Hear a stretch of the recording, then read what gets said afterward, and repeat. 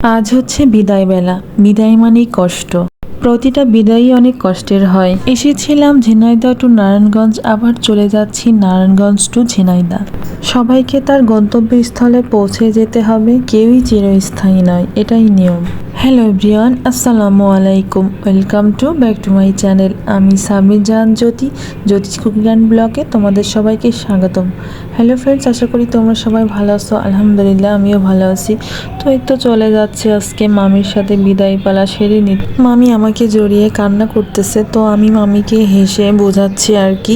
তো মামি মোটামুটি এখন সুস্থ হয়েছে, যে অনেক অসুস্থ ছিল। যাই হোক, ভালো লাগছে যে তাকে অন্তত পক্ষে সুস্থ অবস্থায় রেখে যেতে পারতেছি।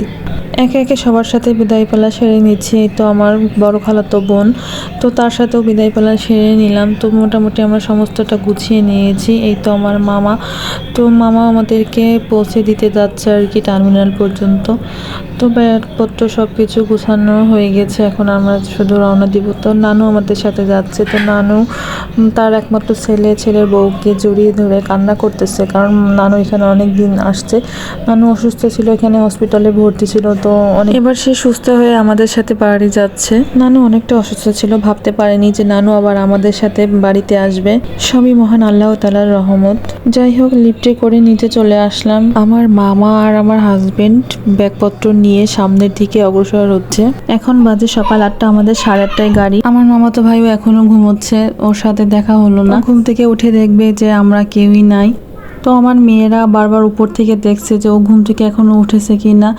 এই কদিনে ওরা বেশ মিলেমিশে খেলাধুলা করছিল, তো সবারই একটা সুন্দর একটা বর্নিং হয়ে গিয়েছে। তো আমরা এখানে অটোর জন্য অপেক্ষা করছি। অটো চলে এসেছে, এখন অটোতে উঠে নিয়েছি। আমরা এখন যাব টার্মিনাল। বাসা থেকে টার্মিনাল খুব একটা দূরে না, একদমই কাছে। আমাদের সাথে যাচ্ছে মামা এবং বড় খালামণি, আমাদেরকে বাস স্ট্যান্ড পর্যন্ত এগিয়ে দিতে যাচ্ছে। এই তো আমরা বাস স্ট্যান্ডে পৌঁছে গিয়েছি। এখন এই মামা নানুকে নিয়ে আস্তে আস্তে বাসের দিকে যাচ্ছে। এখন আমাদের বাস আসেনি, আমরা এখানে বাসের জন্য ওয়েট করছি। এখানে আমরা কিছুক্ষণ বসেছিলাম বাসের জন্য। এই তো বাস চলে এসেছে, এখন আমরা বাসে উঠে নিচ্ছি। নানু যেহেতু অসুস্থ, নানুকে ধরে খুব সাবধানতা অবলম্বন করে আমরা বাসে উঠলাম। আমাদের বাসে একদম ফার্স্ট সিটে ছিল আমাদের সিট। তো ভালোই হলো, নানুকে নিয়ে খুব একটা সমস্যা হলো না। উঠে একেবারে বসে পড়লাম। এই তো বাস ছেড়ে দিয়েছে।